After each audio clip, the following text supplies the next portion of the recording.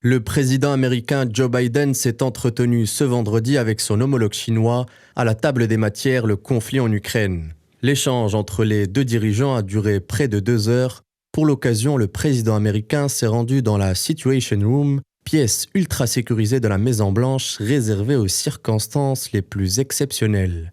L'enjeu de l'appel est sans équivoque. Les États-Unis veulent que la Chine choisisse son camp entre Moscou et l'Occident.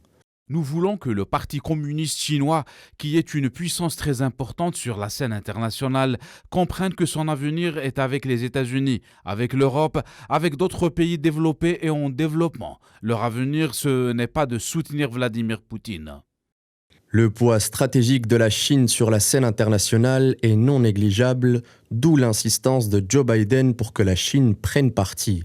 Le soutien économique et financier de Pékin envers Moscou n'est guère vu d'un bon œil de la part de la Maison-Blanche. L'amitié entre la Chine et la Russie, solide comme un roc selon les dires du ministre des Affaires étrangères chinois, dérange le camp occidental. L'alliance entre les deux puissances ne colle pas avec le discours majoritaire en Occident qui insiste sur l'isolement de la Russie sur la scène internationale.